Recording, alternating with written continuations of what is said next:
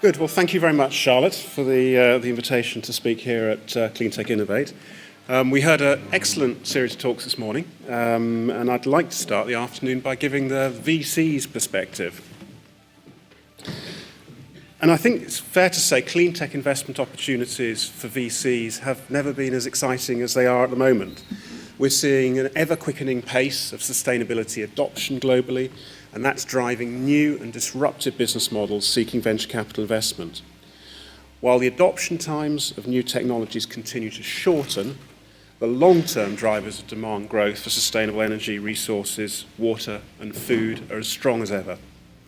Institutional capital flows are accelerating into sustainability, and the 2015 Paris Agreement has only increased and given that additional impetus. What we're seeing is actually investment opportunities in the UK at an all-time high after the Brexit vote. The UK continues to be full of entrepreneurs who are passionate about building sustainable businesses. And on this slide, I was hoping to show you a breakdown. There we are, we've got it up now. So this is a breakdown of something like 400 sustainable UK businesses that we've seen since the start of 2017.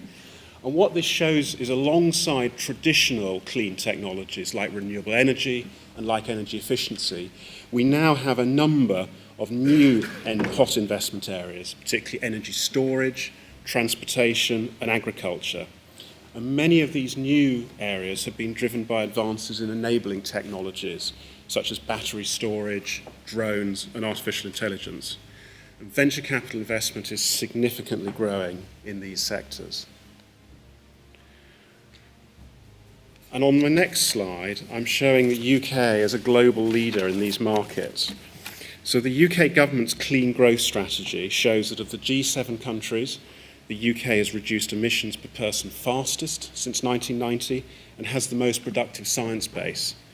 The UK is number 2 in global IP protection rankings, and we already have 430,000 jobs in UK low-carbon businesses. And many game-changing innovations we're seeing involve the adoption of technological advances to tackle sustainability issues. I apologise, this slide is also missing a few things. But what we're seeing is Internet of Things solutions in energy infrastructure, and that's transforming what is a pretty old-school industry in the energy and utility space. And we're seeing continued disruption of that through artificial intelligence and shortly 5G communications. We're seeing the adoption of ground-based and aerial drones in agriculture, and we'll see continued development of this through the efficient use of water and fertilizer. And in the water sector, we're seeing advances in energy efficiency and waste treatment, delivering large bottom-line benefits for both industrials and utilities looking to improve on tight margins and avoid waste disposal costs. Innovations taking traditional technologies like electric batteries, adding in artificial intelligence, and using that to build the foundations of a new sustainable transport industry. And as transport begins its journey to becoming electrified and autonomous, we're going to see more disruption in transport in the next 10 years than we've seen in the previous 100 years. However, a VC still needs to think carefully before investing in a clean tech business. And VCs think about risks all day long. And entrepreneurs must be able to assess their business model from an investor's perspective.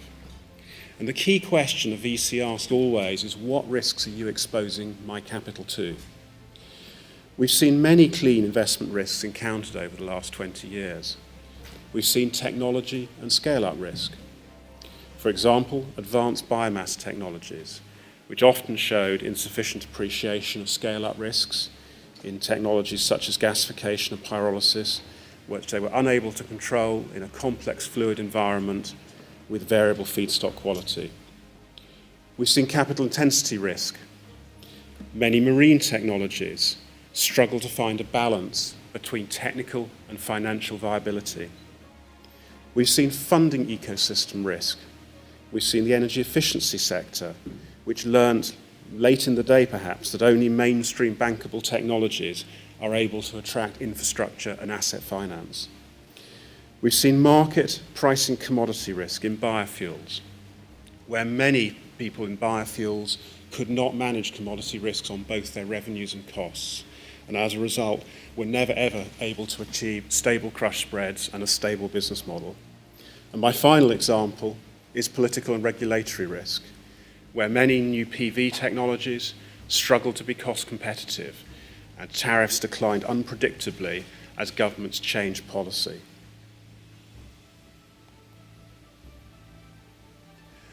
And I'm going to single one particular area where clean tech has been difficult for VCs, and this is capital intensity, which has been a key issue.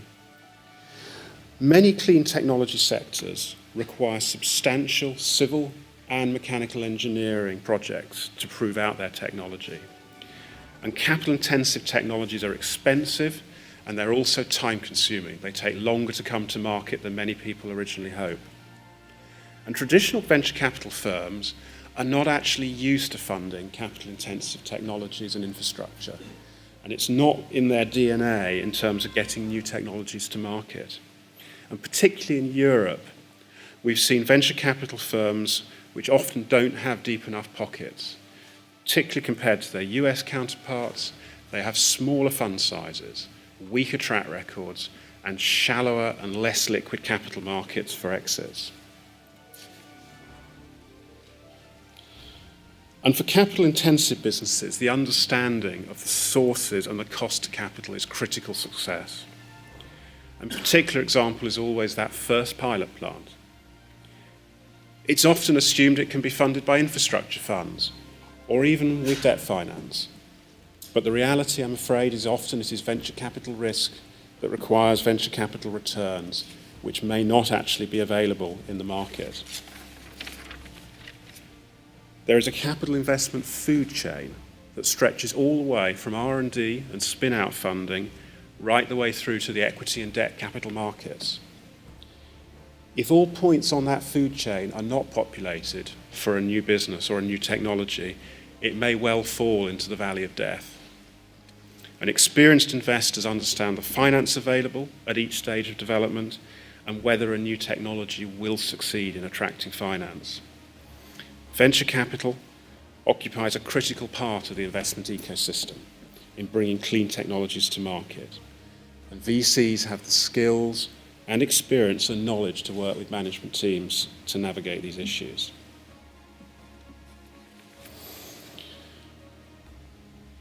Okay, so we're halfway through the first talk after lunch, so I think it's time we get our energy levels up a little bit with some audience participation.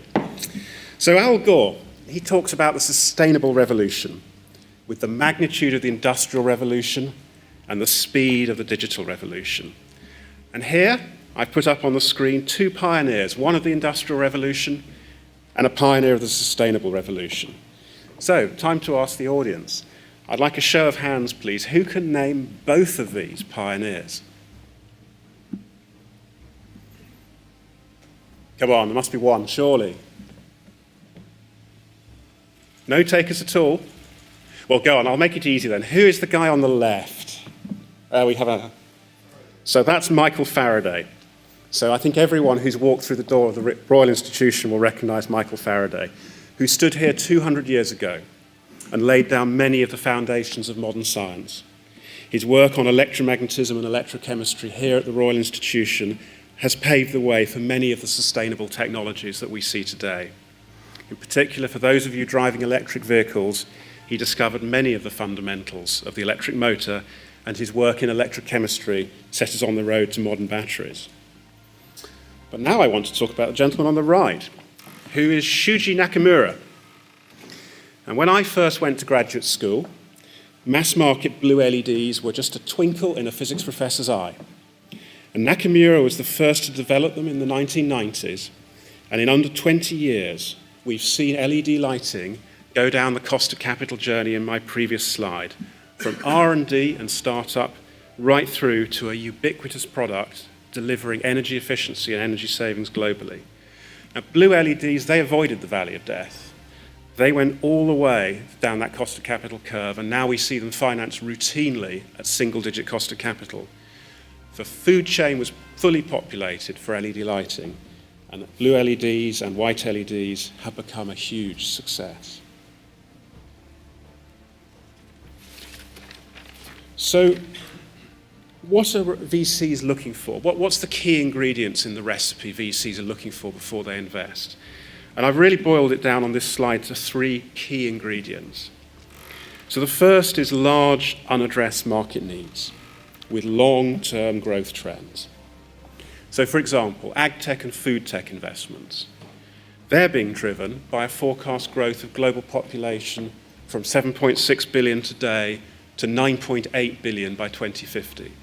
And on top of that, an average calorie consumption per head growing by 30% since the 1960s globally. This market opportunity is driving many new businesses in plant science, in robotics and drones, in supply chain management, indoor growth, and a whole host of other enabling technologies in agriculture and food tech. The second thing VCs are looking for is highly scalable business models.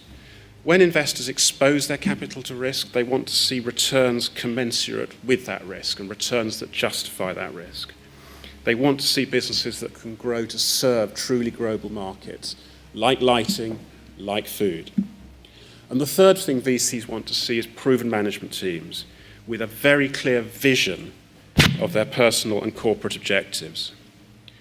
What size do I want to grow my business to? How do I want to achieve my personal liquidity event at the end of the investment period?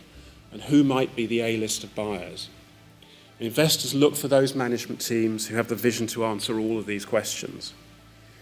VCs are attracted by business plans that pull these ingredients together into a strong investment case. And as the pace of global sustainability quickens and adoption quickens, it's driving more and more investment opportunities globally. And I'm going to finish on vision and what it means for entrepreneurs.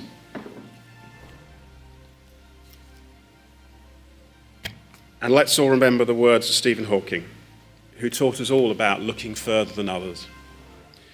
Remember to look up at the stars and not down at your feet. Thank you very much.